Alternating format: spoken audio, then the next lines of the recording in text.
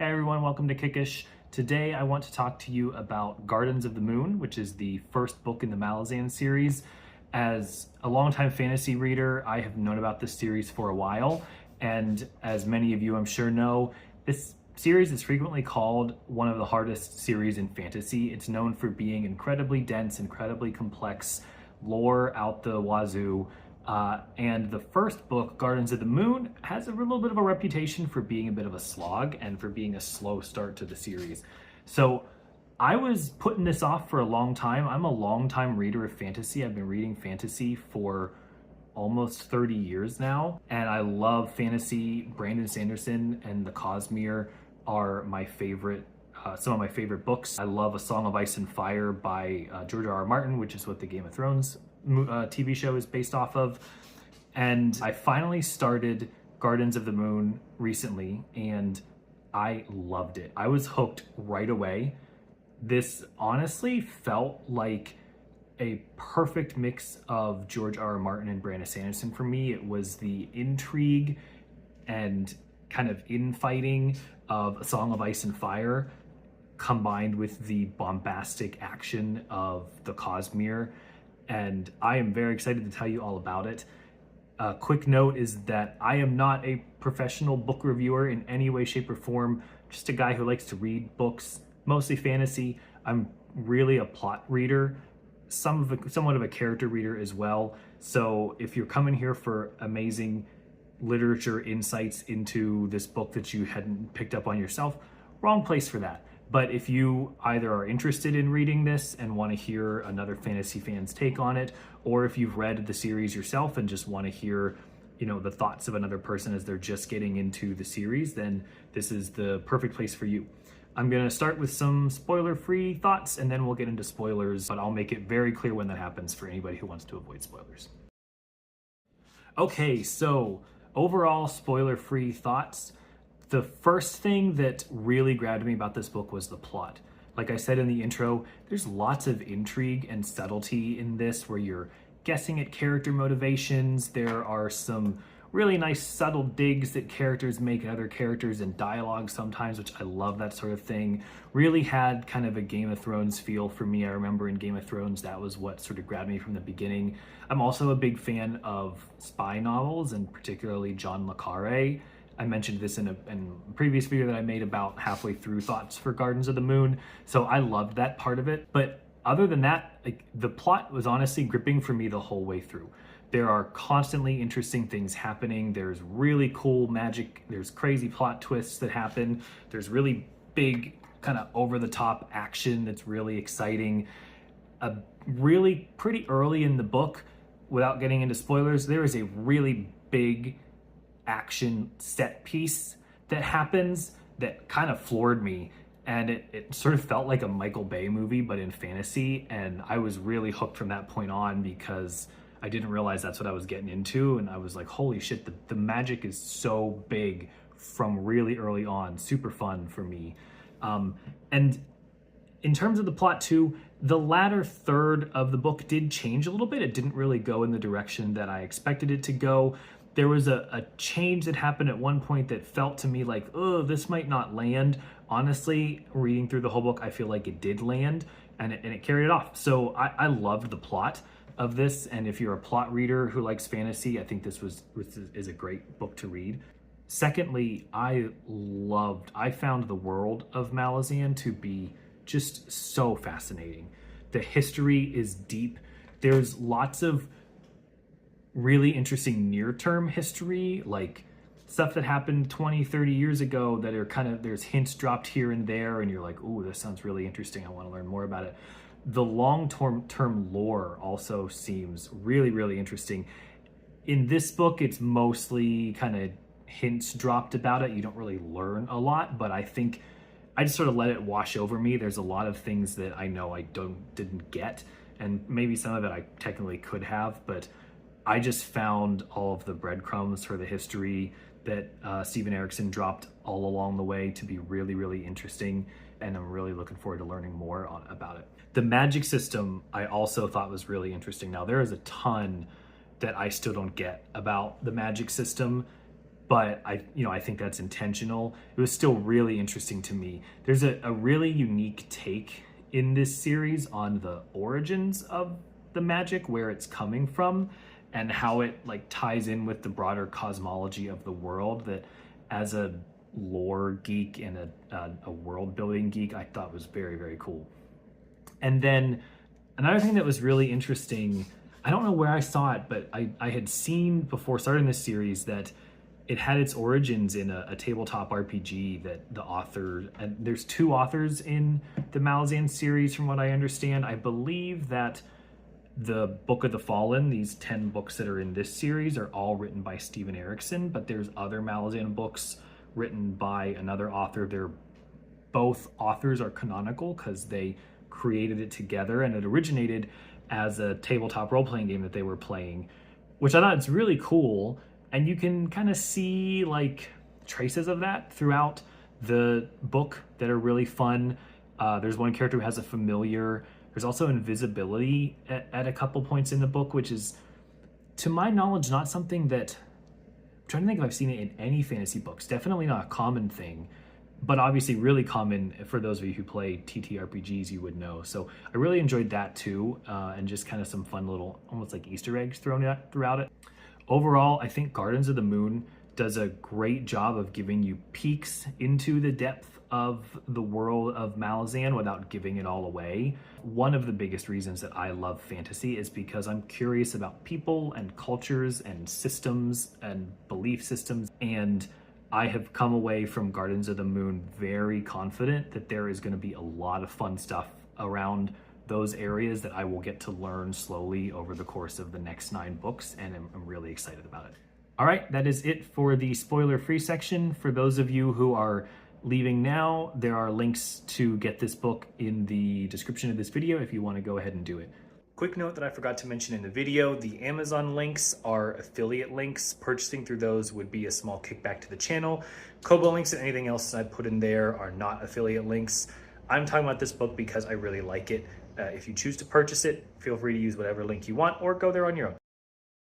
Okay, on to spoilers. So for those of you who are still here, I'm assuming that you've read the book and probably the whole series. I'm not gonna really, there's not really a theme to this section. It's mainly, I just figured, I know that for me as a geek, who, when I talk to somebody who's just getting into the Cosmere or something like that, I just love to hear things that surprised them, things that they were interested in or enjoyed or found confusing or didn't like. So I figure I will do that same thing, and hopefully you all will enjoy it, and maybe leave some comments down below with some of your thoughts as well. So first of all, moments that I enjoyed or was surprised by. The big action set piece that I mentioned in the first part of the video, that was the scene in Pale where all of a sudden there were mages firing magic at like a floating moon, and I was just like, oh my god, this is huge. Like very, very quick into the series, you're just getting this like massive amounts of power, huge set pieces. I loved that a lot, and that really kind of got me excited to keep going. The moment when Hairlock became a puppet was fascinating to me because I had no idea what the fuck was going on, and I definitely did not think it was going to end with him becoming a puppet.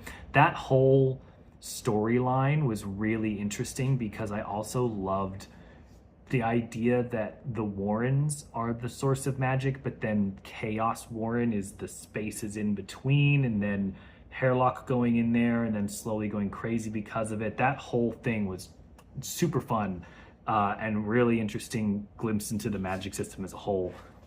I was very surprised when Sari killed Perrin. I did not think that he was going to die. I was like, oh, he'll get out of this somehow, and then to just not only die, but like immediately. And it was a moment where you're like, oh shit, like these ascendants are on a totally different level. My favorite scene probably in the whole book was when Quickben and Callum were ambushed. Just the action of that scene, I loved the whole rooftops thing and the invisible person fighting thing, and then Kalam not knowing where Quickben was, and then suddenly he showed up. All that was really fun.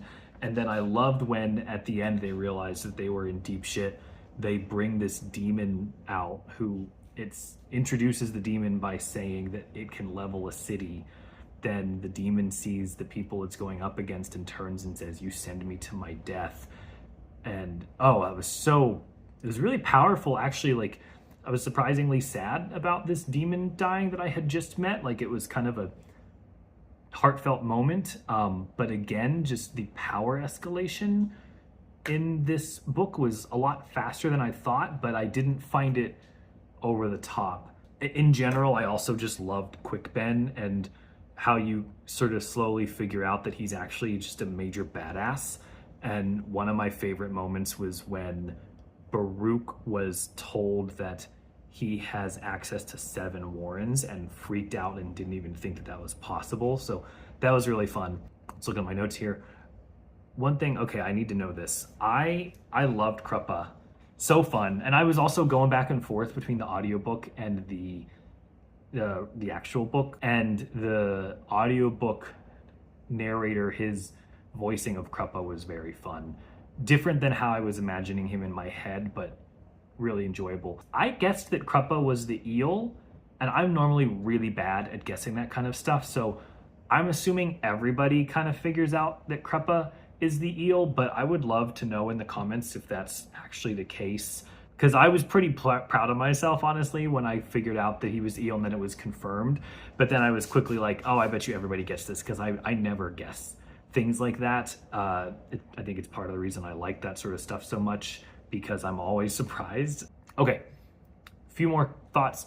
My favorite parts of the world and like the magic system, I love the whole thing with Otatarl. I think that's just so fascinating.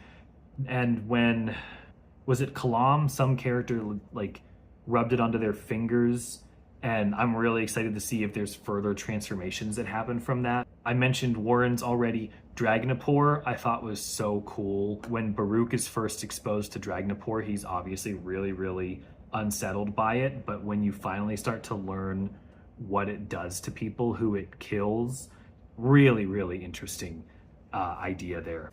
Okay, so last thing I wanted to do is just list my open questions that I have now going into Deadhouse Gates. So I'm just gonna throw out some things where I'm confused and I'm like, I'm either excited to learn about this or I just have no idea and maybe I should know more than I do. First of all, I don't know what the hell happened with the Emperor's death, why that made the Shadow Warren appear or reappear. I'm a little unclear on that, but very excited to learn more about that. Secondly, I don't know what the hell happened to Tattersail. Like, I get that she died and was reborn, but that whole scene where she basically like blows up, I don't follow from like a magic system perspective how that resulted in what it did. I'm very excited to learn what it actually means that Tattersail is like she is. I remember there's a term for it, but I can't remember it right now. I'm still very confused by what an Azath is. It's something that eats magic, I think. That one was really unclear to me. And then the last thing is, man, I don't get any of the non-human races yet in terms of, okay, I understand the Tista Andi decently well, I guess. The Barghast, I get it that they're powerful, it seems, but I'm very confused about what makes them that way. Yeah, when a character is introduced and has some sort of non-human race, I am still so confused. Like, what does this actually mean? Like, Jaghuts, I don't totally get either, except they seem to be extremely potent magically. But anyway, those are the areas, those are like my open questions or things that I'm still confused by. I personally, I don't mind being confused by some of this stuff. I feel like this is just really, really fun things that I'm going to slowly learn over the course of reading the books, and I'm really enjoying it so far. So thank you very much for watching, and if you enjoyed this, I will post somewhere, I'm very new to YouTube, wherever it's going to be, somewhere on the screen will be a link to my thoughts from 50% of the way through Gardens of the Moon. I've actually already started Dead House Gates 2. I'm reading it on my new Kobo, which I really am enjoying. And I'll probably post something about that soon because, man, I'm really liking it already. So I'm really excited to keep going with this series. Hope you all enjoyed the video. Thank you so much. Check out the other one if you want, and I will catch you later. Bye. Before you all leave, if you're those of you who... I have some links in the book. There is a notification for Josh. Shut up, Google. That's not... Nope.